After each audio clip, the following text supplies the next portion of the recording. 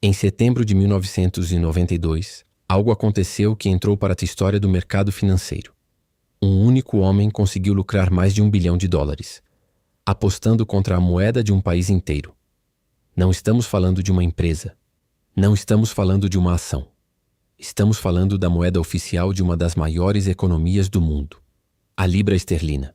E o homem por trás dessa operação era George Soros. O que ele fez naquele dia foi tão impactante que ficou conhecido como o homem que quebrou o Banco da Inglaterra. Mas para entender como isso foi possível, precisamos voltar alguns anos antes. No final dos anos 80 e início dos anos 90, a Europa estava passando por uma transformação. Os países europeus queriam integrar suas economias, criar estabilidade cambial e preparar o caminho para uma moeda única.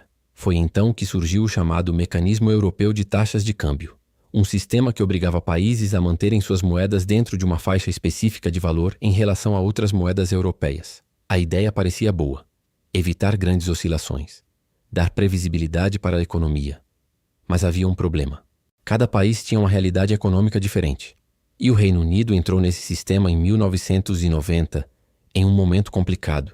A economia britânica estava fraca.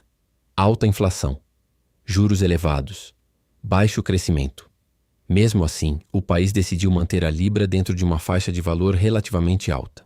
Isso significava que, para sustentar essa cotação, o governo precisava intervir constantemente. E foi exatamente isso que chamou a atenção de alguns investidores, entre eles George Soros.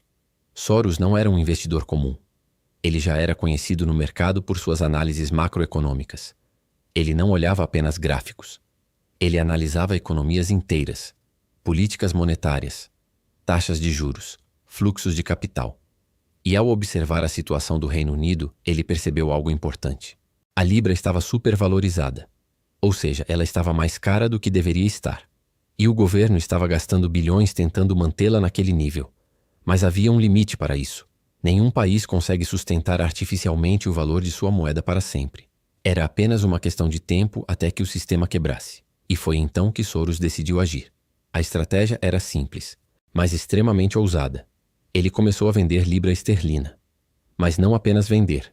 Ele começou a vender quantidades gigantescas, bilhões de dólares em libras. Basicamente, ele estava apostando que a moeda iria cair. Isso é conhecido no mercado como uma posição vendida, ou um short. Quando você faz um short, você ganha dinheiro se o preço cair. Mas para que essa estratégia funcionasse, algo precisava acontecer. O Banco da Inglaterra precisava perder o controle da situação. E foi exatamente isso que começou a acontecer. À medida que Soros e outros investidores vendiam libras, a pressão sobre a moeda aumentava. O valor da libra começou a cair.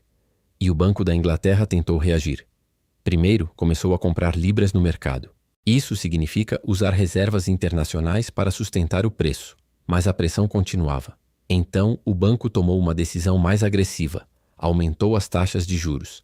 A lógica era simples. Juros mais altos tornam a moeda mais atraente e podem atrair investidores.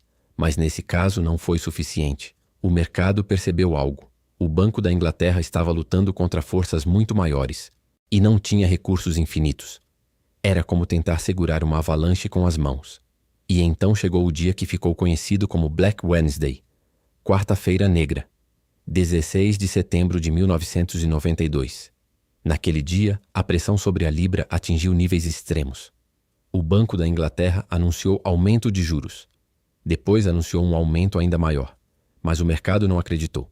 Investidores continuaram vendendo. Soros aumentou sua posição. Ele estava apostando bilhões contra a libra. E o banco não conseguia conter o movimento. Bilhões de dólares foram queimados tentando sustentar a moeda. Mas nada funcionava.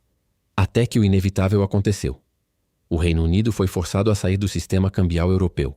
A libra foi desvalorizada e caiu rapidamente. Foi nesse momento que a aposta de Soros se transformou em um dos maiores trades da história.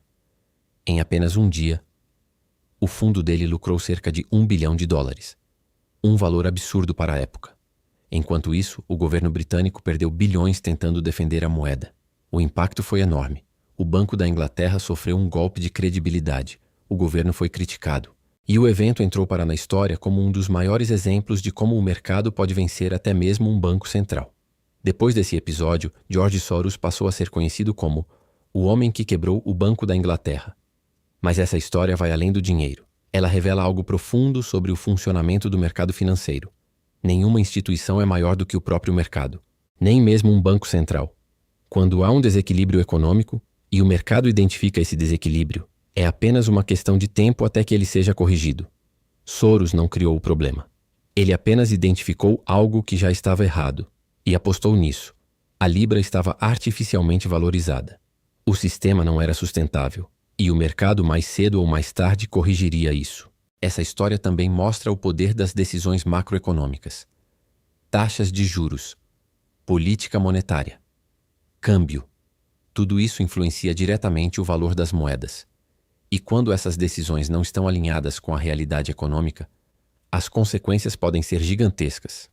Hoje, décadas depois, esse episódio ainda é estudado por economistas, traders e investidores, porque ele mostra como uma combinação de análise, timing e coragem pode resultar em um dos maiores trades da história. Mas também serve como um alerta. O mercado financeiro pode gerar oportunidades gigantes, mas também envolve riscos enormes, porque quando você aposta contra um país, você não está apenas enfrentando o mercado, você está enfrentando um sistema inteiro. E nesse caso, George Soros venceu.